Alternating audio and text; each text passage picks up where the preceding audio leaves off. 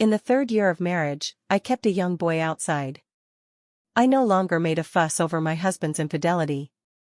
Just like now, I found a pair of torn stockings in the passenger seat. My husband glanced casually, his tone laced with amusement. The little girl likes to play some tricks, don't mind. This time, I didn't make a big scene. I just nodded in understanding. Yet, his face darkened, and he slammed on the brakes.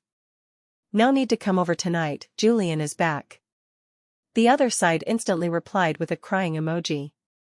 I couldn't help but chuckle, and when I looked up, I met Julian's gloomy face, finally noticing the excessive silence in the car.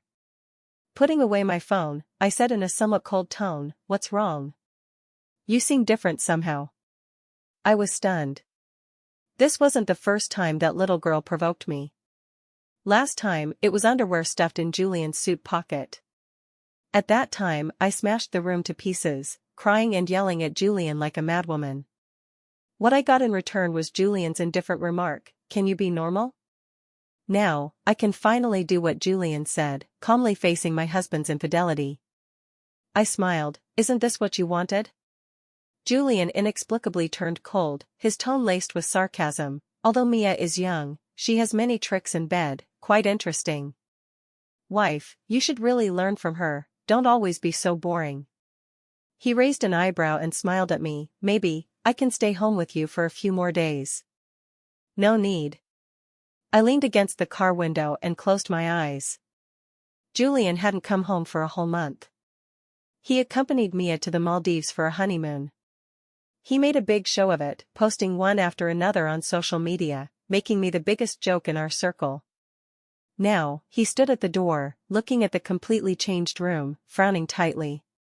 The original bedding sets were all replaced, the wedding photo on the bedside was taken down by me, and there was no trace of his life in the house. Where are my things? Thrown away. Julian turned sharply. What do you mean?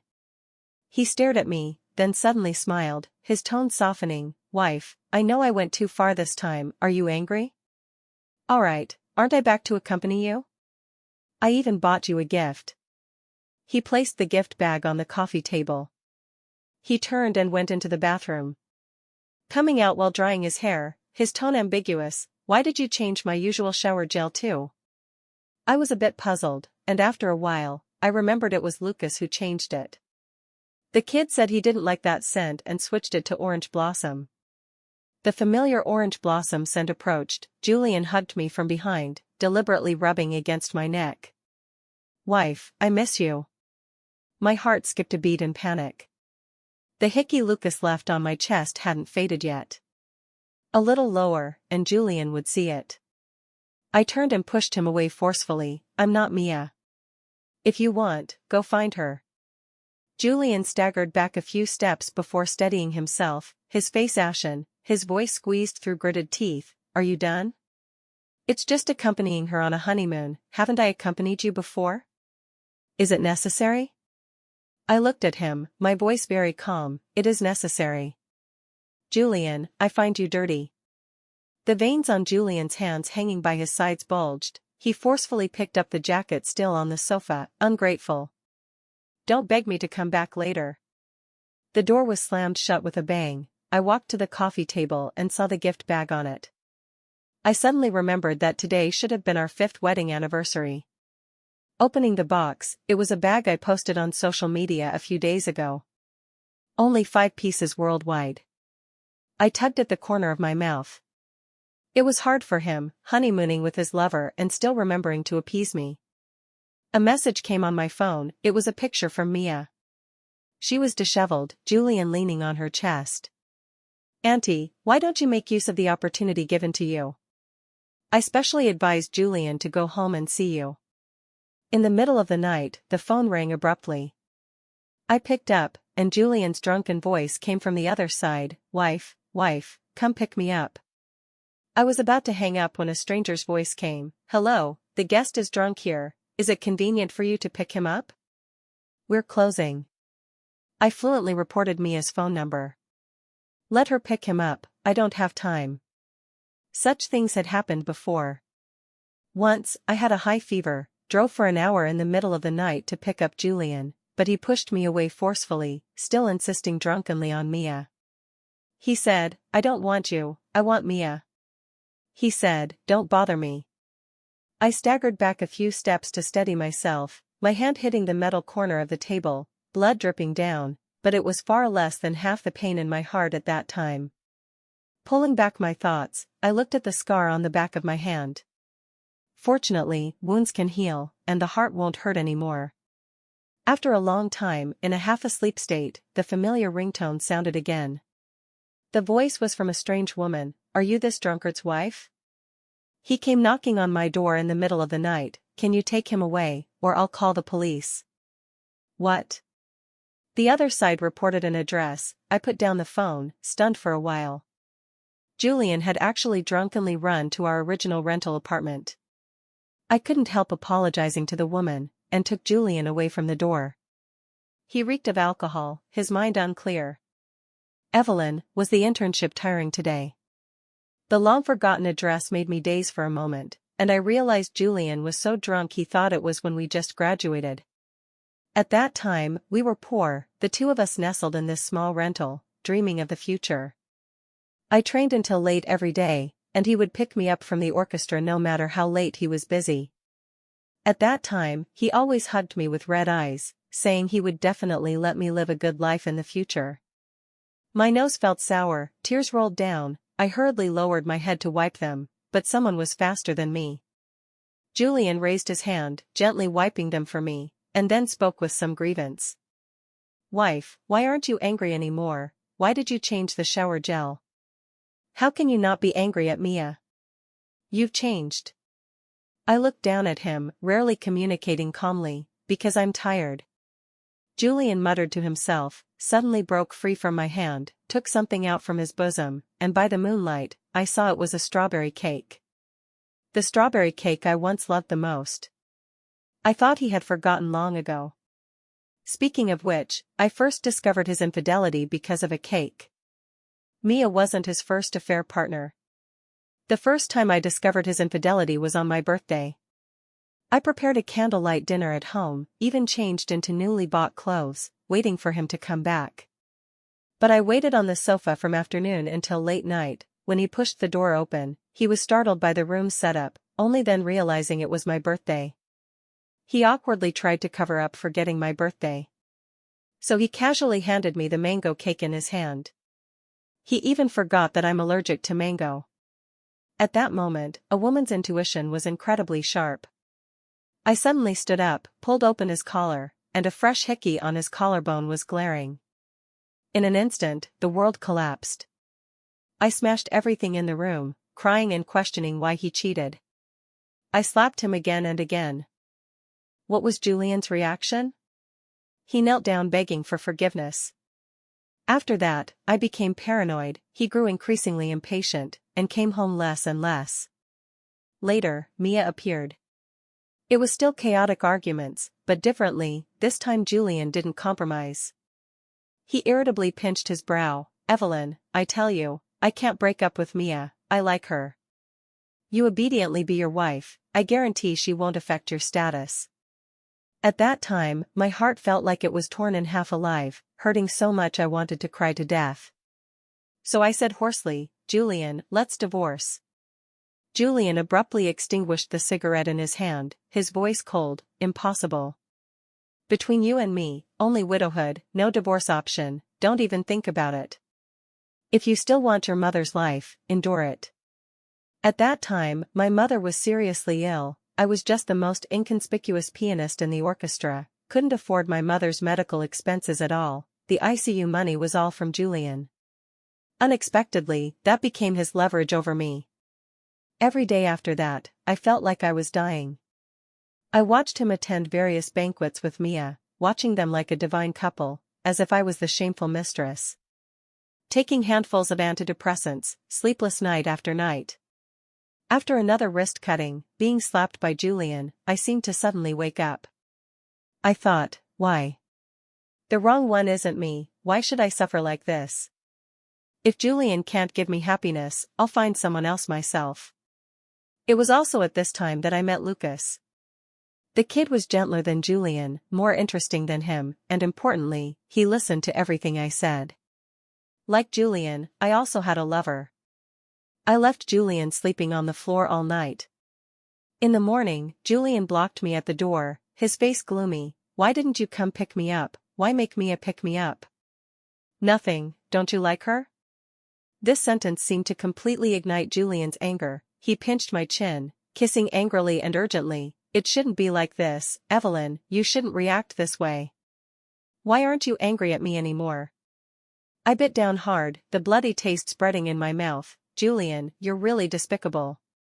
He looked at me sinisterly, saying before leaving, Evelyn, don't regret it. Julian's appearance made me a bit uneasy inside. But I didn't expect his revenge to come so fast. Mia suddenly sent me a message. Try it on the Chief's piano today. With a buzz, the world spun, I barely held on without falling. The fire in my heart almost completely burned away my reason. That piano was a relic from my mother. How could Julian? How could he bring Mia back and on the piano? I hurriedly rushed home, forcefully pushed the door. The scene before me almost made my whole body tremble. I bit through the flesh in my mouth. On the distinct black and white keys, Mia lay naked on top, Julian behind her. The piano made chaotic sounds. Seeing me enter, Julian casually pushed Mia away, the corner of his mouth hooked up, looking at me with a cold smile. What? Can't hold on so soon? Nails digging into flesh, the sharp pain in my hand kept me calm. I spoke hoarsely, get out. Mia got down from the piano, casually tinkled a few keys. Suddenly, she forcefully picked up the nearby vase and smashed it on the piano. In my glaring eyes, she smiled provocatively. Oh no, what to do? It seems broken? You're courting death. Reason was instantly burned away by rage. I stepped forward, grabbed her hair, and in her screams, slapped her several times in a row. Evelyn, you're crazy. Sharp pain came from my waist. I was kicked hard to the ground by Julian. My lower back hit the table corner. I tried several times but couldn't stand up. Julian anxiously ran to Mia, helped her up with a face full of heartache. Glaring at me with full anger, he roared, You've gone too far. It's just a broken piano. Is it necessary? I've been too lenient with you usually. My eyes were sour, I bit my teeth hard, not letting tears fall, my whole body trembling. Julian pulled me up, forcibly dragged me to the walk-in closet behind the room. What are you doing? Let me go. The unease in my heart kept amplifying. When Julian turned off the light, fear reached its peak. Reflect properly here. Come out when you figured it out. Screams and struggles were extinguished in the darkness. My face pale, I started trembling. I'm afraid of the dark. As a child, I was molested on a night road, and since then, I have this fear of the dark. At that time, he hugged me heartbrokenly. No matter how late he was busy, he would personally pick me up and send me home. Now, he uses this to threaten me. Tears smashed on the ground one by one. I clung to the door, pounding it hard, my voice hoarse. Julian. Let me out. Let me out. I was wrong. My head banged against the door repeatedly, blood rolling from my forehead. Outside, Julian and Mia's flirtatious laughter was extremely piercing. Brother, you won't feel heartache, right? Julian's voice was extremely cold. No. I've been too good to her during this time, making her fearless. She needs to learn a lesson. 10 fingers clutching the door, nails almost cracking, in sharp pain, blood seeping from the seams.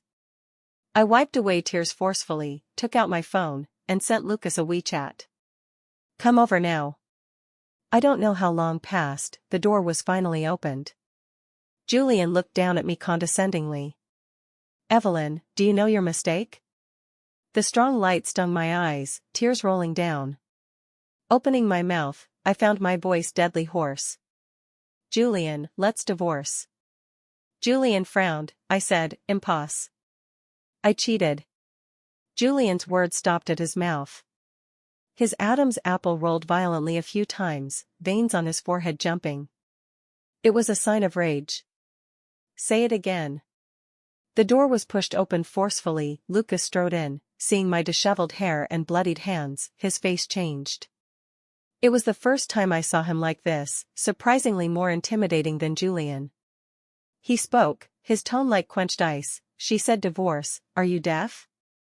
Before I could react, Julian threw a punch at Lucas. The two instantly wrestled, punches landing solidly. Julian's face was bruised, Lucas's fingers were also full of blood. In the chaos, I took out the divorce agreement from the room and threw it in front of Julian. Sign it. Julian gritted his teeth, eyes red. Impossible, Evelyn, I can't divorce you. I held Lucas's hand, tone calm, up to you. Amid Julian's furious roars, I left holding Lucas's hand. I bought a new house, Lucas helped me move. After packing, he suddenly sat beside me, expression serious. Lucas put away his usual playful smile. Sister, since you've decided to divorce, won't you consider me? He extended his hand. Let's get to know each other again. Shin's Pharmaceutical, Lucas. I was stunned for a moment. Shin's Pharmaceutical, the famous Shin family in the capital? Speaking of which, I have some connection with the Shin family. At the old mansion's birthday banquet, the orchestra performed. In the back garden I saved a little girl who accidentally fell into the water. It was the Shin family's little granddaughter. Seeing my expression, Lucas was somewhat helpless. Finally remembered? The one you saved is my sister. I've been following you for a long time, only later found out you were married. He raised an eyebrow. But, I don't mind being the third party. Anyway, your husband isn't a good person, he cheated first. I took a long time to recover, pushed Lucas away. Sorry, I'm not considering entering another relationship now. I already have a failed marriage, no expectations for love. Moreover, with the Shin family's background, they may not allow Lucas to be with a divorced woman. My feelings for Lucas are far from marriage level. His smile froze, he lowered his eyes, but then smiled indifferently. No problem, but since you're divorcing, I can pursue you openly in the future, right? Julian seemed crazy. For 4 consecutive days, he waited downstairs at my house every night. But I never went out to see him. Today after work, the gate security saw me and asked about Julian. His expression was somewhat worried. Miss Evelyn, have you been quarreling with your boyfriend recently? Seeing my puzzled expression, he frowned and explained, for 4 days, every night there's a man standing downstairs at your house, leaning against the car, standing all night, smoking one cigarette after another. I saw his car and clothes don't look cheap, so I didn't drive him away. Is he your partner, coming to apologize? I smiled faintly at the security. I don't know him. Next time you see him, just drive him away. The security nodded. As a result, tonight just after work, I ran into Julian downstairs. It was pouring rain at night. He waited by the car, but without an umbrella, completely soaked. Rainwater flowed down his hair, he was very disheveled. Seeing me, he instantly straightened up, walked quickly towards me. Evelyn. Don't call me that. His face was pale, with an abnormal flush. I guessed he had a high fever. Evelyn, I've thought for a long time, I know I was wrong. He cautiously tugged at my close corner, tone somewhat pleading. I've broken up with Mia, let's be good, okay? I don't care about you and that pretty boy, we won't divorce, there won't be anyone else between us in the future, forgive me once, okay? I looked up at him for a while. Turns out, separation wasn't as hard as I thought. Now I can face him calmly, my heart no longer hurts. So I spoke, voice very calm, no. In the rain, Julian shuddered violently. Julian, whether you believe it or not, I really don't love you anymore. Saying divorce isn't angry words or a joke. I really don't want to be with you anymore. His eyes reddened instantly, voice suddenly raised, tone choked. I don't believe it. Evelyn. How could you not love me, how? If you don't love me, why endure so long, why not divorce me earlier? I looked at him calmly, thinking, so when I went crazy in front of him back then, this was how he felt. Annoyed, boring. I pushed him away, stepped back. Julian, I gave you chances, you didn't want them yourself. And thank you, for letting me see clearly, you're just SOSO. Back then when I proposed divorce, Julian disagreed. Later when I calmed down, I found I didn't have that much courage. Later Mia stimulated me again and again. She came to the house, in front of me, showed me their bed photos. I hysterically called Julian home, crazily slapped him. When I tried to hit again, he grabbed my hand, expression annoyed, threw me on the sofa. Enough. Have you made enough fuss? Can't you stop acting like a madwoman? Look at you now, how are you more sensible than Mia? What was the feeling then? I can't remember clearly, probably difficulty breathing, whole body trembling, heart aching. I really couldn't understand why he treated me like that. He and I grew up in an orphanage. When he first came, traumatized and couldn't speak. All kids bullied him, only I blocked for him time and again. Later, he grew up a bit, it became him protecting me. He blocked the dean's whips for me time and again, finally took me to escape that hell. At that time, he hugged me and said, "Evelyn, in the future I'll definitely let you live a good life. We'll never separate."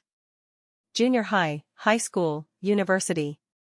We really never separated. Marriage was the most natural thing. Everyone said we were a divine couple. So when I learned he cheated, and the girl even came to me, I was so collapsed. We argued, started living separately.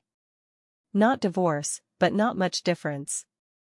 I knew Julian was using this method to teach me a lesson. But I'm not the strong female lead in novels, I couldn't let go so easily. Suddenly cutting out a person loved for over 10 years from the heart is like cutting out a piece of flesh alive. In the first few days, I hated Julian, thinking of his cheating, sorry appearance. After that, I started repeatedly recalling how he loved me. Warm milk every night, countless handwritten letters, chocolate always prepared in the bag for my hypoglycemia. I've witnessed how he loved me, how could I let go easily? So, I started sleepless nights, past 20 years scenes repeatedly appearing before me. I crazily bit my nails, desperately recalling when he changed, if I did something wrong. Irregular nausea, dizziness, hand tremors made me unable to work. Sleeping pills from 1 to 3, yet I still sat on the ground, crying until dawn. Until one day, inexplicably, I swallowed a handful of sleeping pills. I really didn't think of dying, I don't know what happened to me, perhaps I just wanted a good sleep. But when I opened my eyes again, it was a glaring white.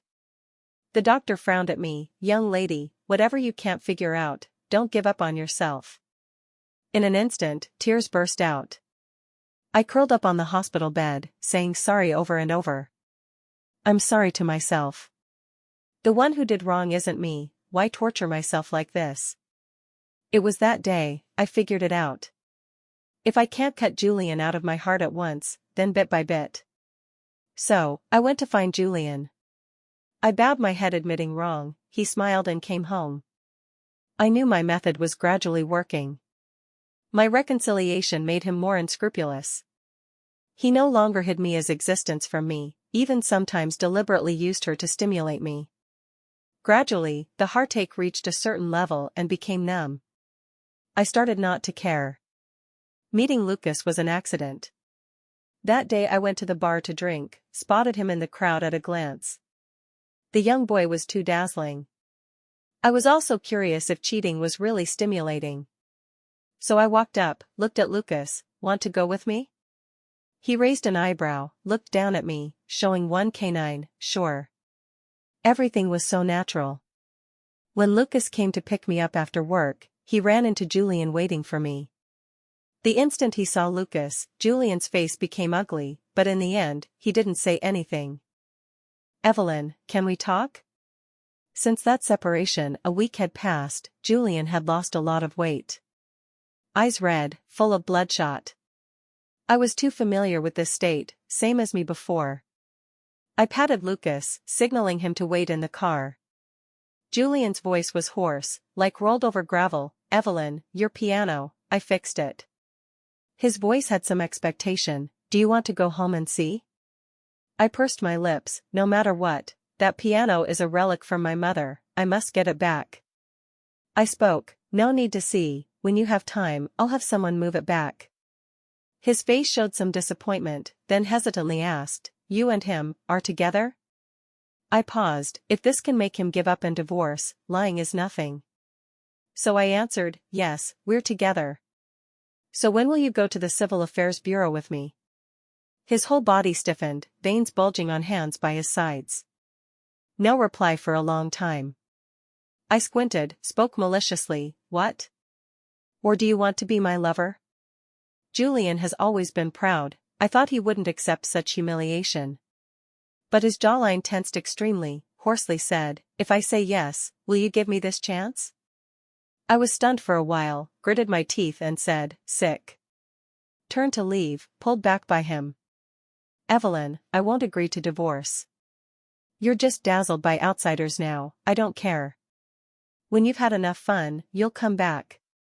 We're family. Julian said with trembling voice. I sneered, Julian, divorce doesn't need your agreement. If you disagree, see you in court. Mia sent me plenty of evidence, I don't mind making you leave with nothing. Behind me came Julian's choked voice, Evelyn, you have such a ruthless heart. I tugged at my mouth, didn't look back. I didn't think of it, I didn't seek Mia, but she shamelessly came to me. The girl's once bright and moving face now sallow and thin, hair disheveled, expression timid, as if afraid of being recognized. She blocked me downstairs at the orchestra. Evelyn. Stop. She stared at me venomously, was it you who forced Julian to break up with me? Was it you who leaked at school? I was somewhat puzzled, didn't understand what she said. Too lazy to entangle with her, but her next sentence made me stop. I'm pregnant with Julian's child. I turned, looked at her coldly, then you should find Julian, not me. She suddenly collapsed, cried loudly, he won't see me. If he did, why would I come to you? Mia suddenly knelt before me, Evelyn. I know I was wrong, let me go. I just want to give birth to this child. Now the school knows I'm a mistress outside, I'm being bullied, I dare not go to school, I beg you to let me go. I suddenly realized. It was Julian who leaked. This was his so-called sincerity to beg me to reconcile. He personally destroyed Mia. I stepped back, nothing to do with me, I said I didn't do it, I won't participate in your and his matters. Mia wanted to say more, but was stopped by Julian who suddenly rushed out. Mia. I said don't disturb Evelyn. Julian pushed her away forcefully. Her eyes red, choked aggrieved, Julian, I'm pregnant with your child, don't break up with me, okay? Julian panicked for a moment, sharply looked at me, I was expressionless. If pregnant, abort. I won't want your child. He gritted his teeth. Mia's face pale, started crying loudly. I watched for a while, felt bored, turned to leave. But I hadn't walked a few steps when I suddenly heard heart-rending roars beside me, shouting my name, Evelyn. In a whirl, I was pressed down by someone, Mia's crazy screams in my ear, Evelyn. Go die. It's all your fault. The tip of my nose full of bloody smell, the sound of a knife piercing flesh came, above my head came Julian's suppressed pain groan. I don't know how long, the bloody smell grew thicker, Julian's groans weaker. Sirens and ambulance sounds came, Julian was hurriedly carried to the ambulance, Mia pressed by police, and I stood stunned. After a long time, with trembling hands, I wiped the blood from my face. The emergency room light kept flashing. Maybe 3 hours, maybe 5, I don't know. The doctor came out, nodded at me. I sat back exhausted. Julian was saved. I didn't go in to see him, left the hospital. Mia and his matter went viral.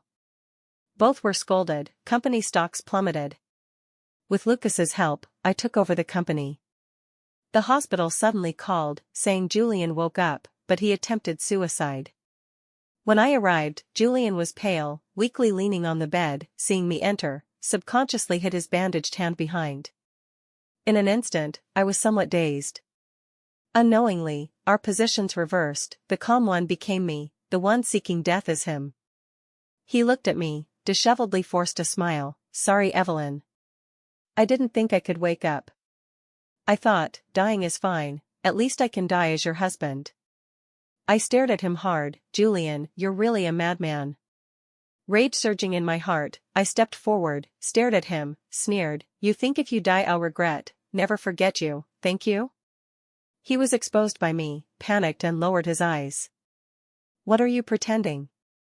If you really want to die, why in the hospital? He shuddered violently. I pulled his collar, fingertips white. Julian, I tell you, even if you really died, I wouldn't thank you. If not for you, Mia and I were strangers.